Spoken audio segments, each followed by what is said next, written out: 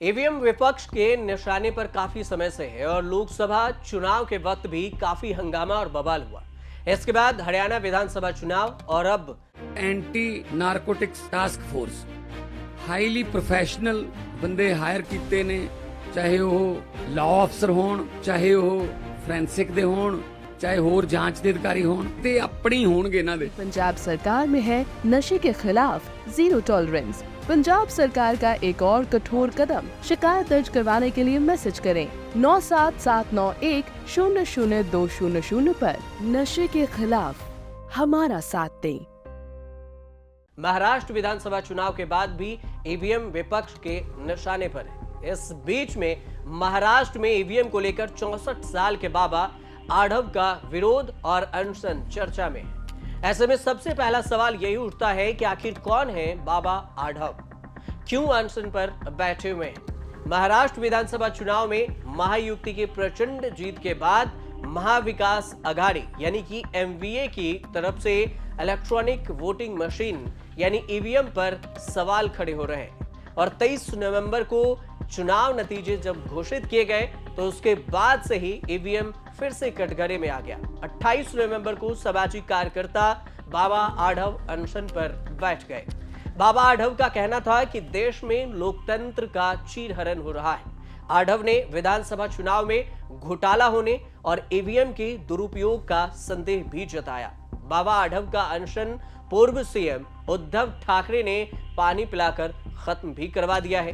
बाबा आढ़व से मिलने के लिए एनसीपी शरद पवार के चीफ शरद पवार और राज्य के उप मुख्यमंत्री अजित पवार भी उनसे पहुंचे और बाबा आढ़व ने ऐसे वक्त पर महाराष्ट्र के पुणे में 3 दिन का भूख हड़ताल किया जब राज्य में कई जगह कथित ढंग से ईवीएम पर सवाल खड़े किए जा रहे हैं।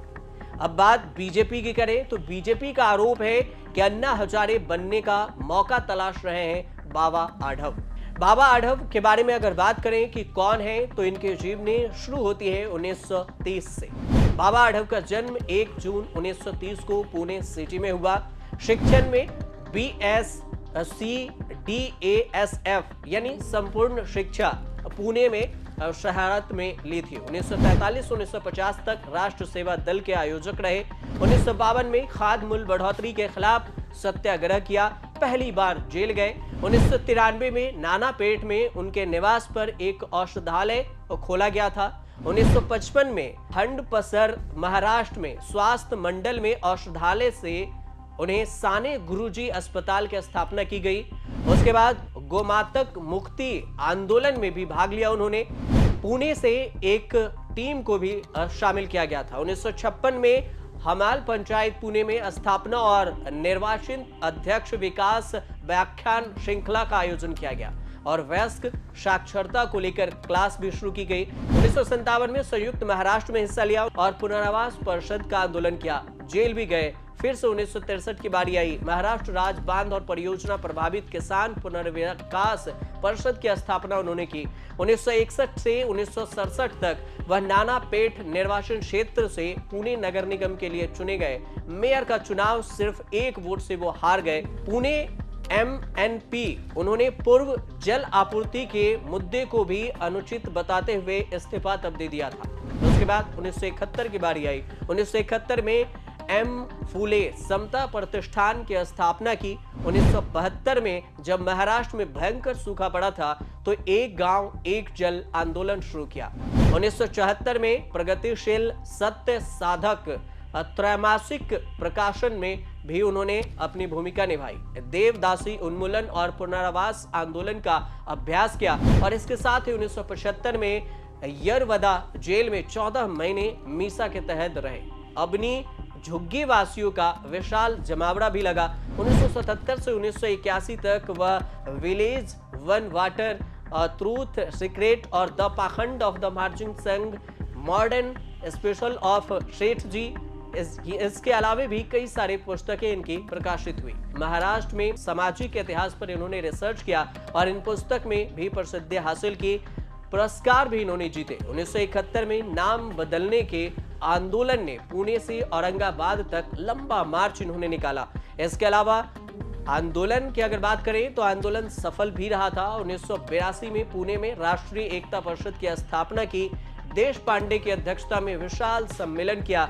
1984 में ही भिवंडी दंगे में चक्रवात पीड़ितों और मराठवाड़ा भूकंप पीड़ितों के लिए पुणे से राहत राशि इकट्ठा की थी इन्होंने। इसके असामान्यता उन्मूलन और सम्मेलन के मंच पर कई सारे प्रदर्शनकारी और परिवर्तनकारी संगठन को एक साथ एक मंच पर लाए।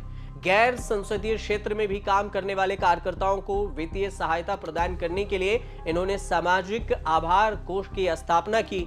पुणे में रिक्शा पंचायत बनाने के लिए 50,000 ऑटो ड्राइवर को जुटाया था और संसद ने इस संबंध में एक विधेयक पारित किया। देश के 37 करोड़ श्रमिकों के लिए सामाजिक सुरक्षा कानून भी इन्होंने बनाने के लिए आंदोलन किया और इसका निर्माण इन्हीं के ऊपर जाता है। रेहड़ी पटरी पर मुआवजा, मजदूरों को मुआवजा देने के लिए भी ये लगातार संघर्ष कर रहे हैं। हालांकि ईवीएम के खिलाफ अगर बात करें तो ईवीएम को लेकर जो ये अनशन किए हैं तो ये कोई पहला अनशन नहीं है और पहली बार विवाद भी नहीं है। भारत में 90 के दशक तक बैलेट पेपर से ही चुनाव कराए जाते थे। हालांकि तब वोटों की गिनती में काफी लंबा समय लग जाता था। इस समस्या से निपटने के लिए electronics corporation of India limited की मदद से साल 1989 में सरकार ने ईवीएम के निर्माण की शुरुआत की और ईवीएम से साल 1998 में पहली बार कई जगह पर विधानसभा चुनाव कराए गए। धीरे धीरे इसका इस्तेमाल बढ़ता रहा और साल 2004 के आम चुनाव में पहली बार भारत में ईवीएम से मतदाताओं को वोट कराया गया।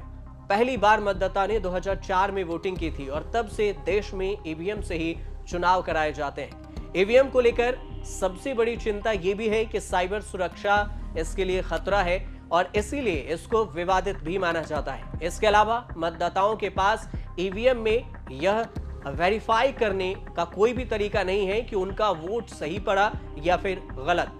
और इन विवादों के कारण ही दुनिया भर के 100 से ज्यादा देशों में आज भी ईवीएम का इस्तेमाल नहीं किया जाता है और यहाँ चुनाव के लिए अब भी बैलेट पेपर और बॉक्स का इस्तेमाल होता है। हालांकि ऐसा भी नहीं है कि बाकी देशों में ईवीएम का इस्तेमाल नहीं होता। ऐसे भी देश हैं जिसकी संख्या ज्यादा है और उसमें 30 से ज्यादा देश हैं जहां पर अभी भी ईवीएम से चुनाव कराए जाते हैं और भारत से ही ईवीएम भेजा जाता है। इसमें नामीबिया है, नेपाल है, भूटान है, केन्या है जैसे देश हैं जहां पर भारत से बने ईवीएम से चुनाव कराए जाते हैं। इन्होंने भारत से ही ईवीएम खरीदी है। वहीं पर बांग्लादेश, श्रीलंका, दक्षिण अफ्रीका, नाइजीरिया, रूस, मलेशिया और घाना जैसे देशों में भारत की ईवीएम में गहरी दिलचस्पी भी दिखाई है। लेकिन वही भारत में जब भी चुनाव होता है तो ईवीएम पर ही सवाल उठाए जाते हैं और इस बीच में बाबा आढव भी ईवीएम के कारण ही चर्चा में आ गए हैं। फिलहाल आप देखते रहिए न्यूज़ तक।